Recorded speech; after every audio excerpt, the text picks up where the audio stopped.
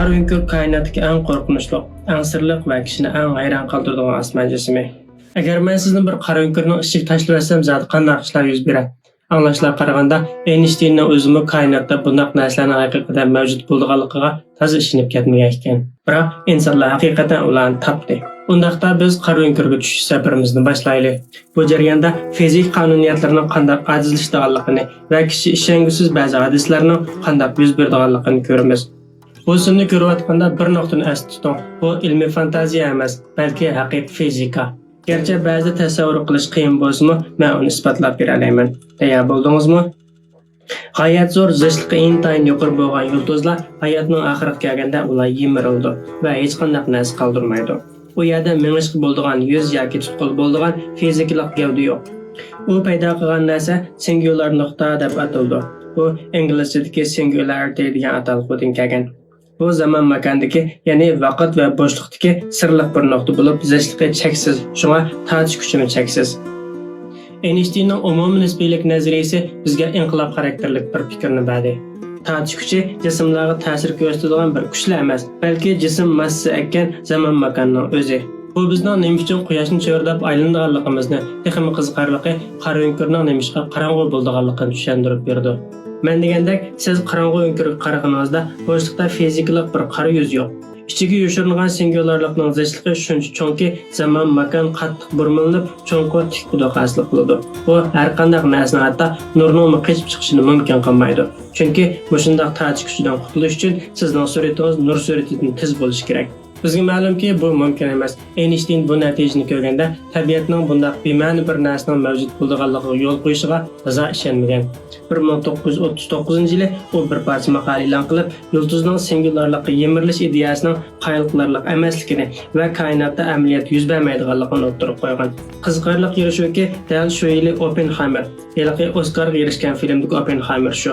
Fizik olimi Hartland Snyder bilan birlikda maqola e'lon qilib, yulduzlarning o'z tortish kuchi ostida haqiqatan bir qara o'nkurga yemirilganligini oldin mo'ljallagan. Har qanday narsa bir qara o'nkurga aylanishi mumkin.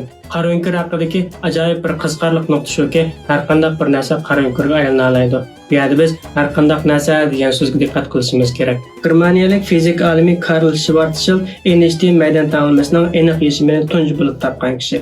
Bu yechim ma'lum jihatdan ham oddiy ham nafs. Uning ma'nosi shuki, massasi m bo'lgan har qanday bir jism, mayli u yulduz, planet yoki kichik bir inson bo'lsin, agar u mushu Schwarzschild radiosi R ichiga qisilsa, qara o'nkurga aylanadi.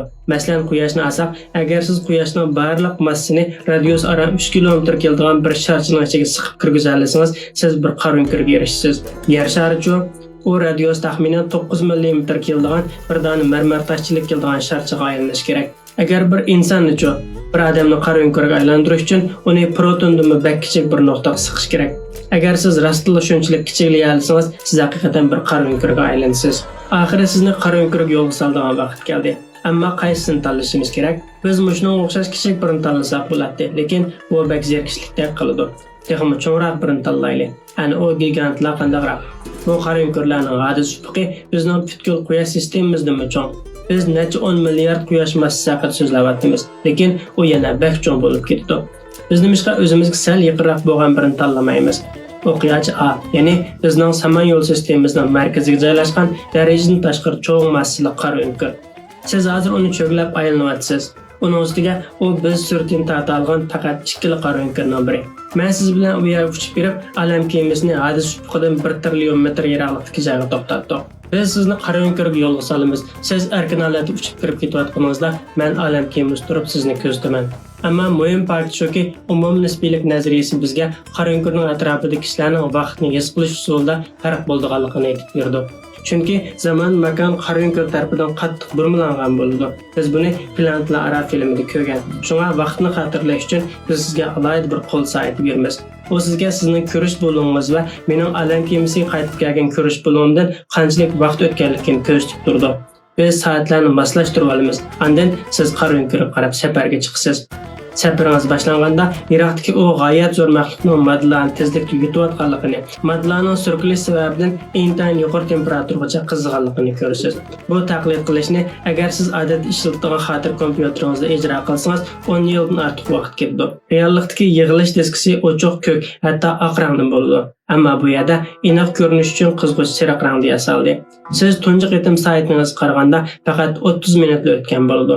Siz hozir supuqqa boradigan yo'lning taxminan 0.11% ni tamomlagan bo'lasiz. Hozirgacha olam kemasidagi men faqat sizdan 11 sekundla ko'p vaqtni boshdan kechirdim. Har holda yomon emas. Hozir biz bag'ansir yaqinlashyapmiz. Qaro'nkir atrofidagi egilgan zamon makon har xil g'alit ko'rinish unumlarini paydo qilmoqda. Qaro'nkirning yan tarafidan, hatto oq tarafidan kelgan nurlar egilib, andan ko'zingizga yetib kelyotdi. Yana bir qatim vaqt qarab boqaylik. Siz ayriliqli 2 soat bo'ldi.